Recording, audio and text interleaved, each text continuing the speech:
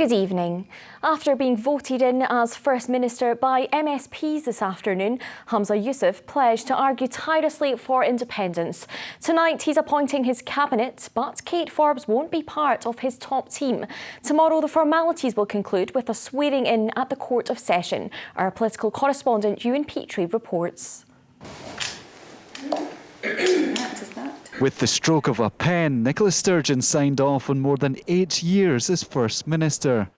Her letter of resignation to the King said it had been a pleasure to serve him, the Queen and the people of Scotland. With the weight of office lifted, she left her official residence for a final time to head to Holyrood. Emotional, but looking forward to the future and looking forward to voting very proudly for Humza Yousaf as the next inhabitant of Butte House. Thank you very much. Thank you. Less than 24 hours after his election as SNP leader, Humza Yousaf signed his nomination to become First Minister. And I call on Humza Yousaf. Then he made his case to MSPs. It is a privilege of my life to stand before you and fellow MSPs as a nominee for First Minister of Scotland. 4 party leaders put their names forward to take on the role. But with the support of the Scottish Greens, the result was never in doubt. The candidate selected as the Parliament's nominee for the position of First Minister is Humza Yousaf. This moment marks a generational shift for the SNP. But following the congratulations, the pleasantries from opposition parties were short-lived. We were all elected to solve the big challenges facing Scotland, and today those challenges are as stark as ever. An NHS in crisis, families struggling with the cost of living crisis, an underperforming Scottish economy. In extending my congratulations to Humza Yousaf on being appointed as the First Minister from a minority ethnic background, for obvious reasons, I hope he's not the last. In the meantime, however, as I said in my remarks earlier, we need a First Minister for all of Scotland. Today represents a historic milestone.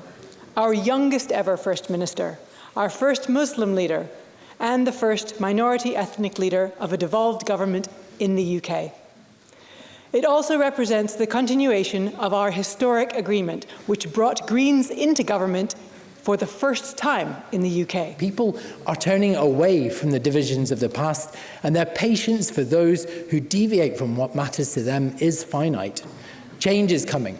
Humza Yousaf offered a personal response. He made references to his family watching on from the gallery. I'm only on my second page, darling. There's a little bit more to come. And he spoke of the racial abuse he suffered, which has made him feel he did not belong in Scotland. No matter what anyone says, no matter who you are, whether Scotland has been your home for a day or for 10 generations, no matter your ethnicity, no matter your gender, no matter your religion, no matter your sexual orientation, your transgender identity or disability, this is your home. After the formalities in the chamber, the task of building his team began. First Minister, who's going to be in your cabinet then? Well, I'm very pleased to tell you that Shona Robertson has agreed to be my Deputy First Minister, which I'm delighted about, and she and I are just about to go up and finalise some of our cabinet appointments and our government appointments. One person who will not feature will be leadership rival Kate Forbes, who's rejected a job as Rural Affairs Secretary. Humza Yousaf will be sworn in at the Court of Session tomorrow. But already he's secured his place in history. Now his focus turns to the challenges ahead. Ewan Petrie, STV News.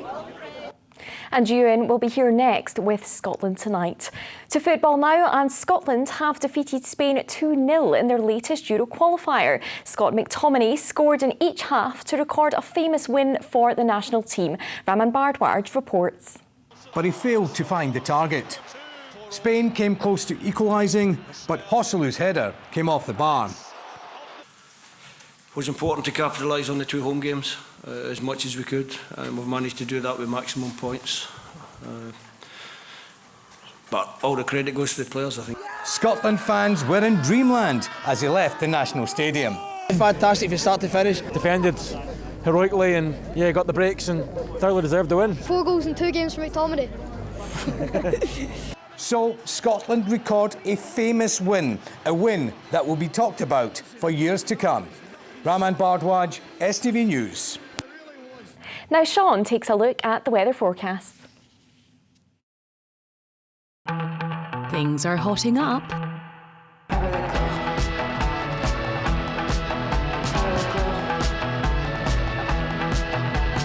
TUI sponsors STV weather.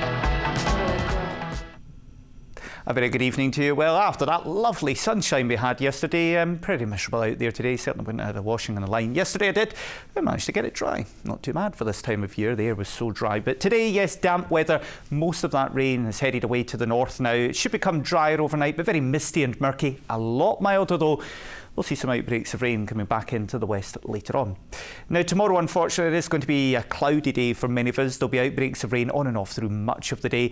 Probably the heaviest, most persistent rain across western parts, especially during the afternoon across the Highlands and also Argyll, and turning increasingly windy along the west coast as well. So a strong southerly wind later on, but hopefully a few breaks in the cloud cover across the Hebrides later on in the afternoon. Highs, capital tomorrow 14, 15 degrees.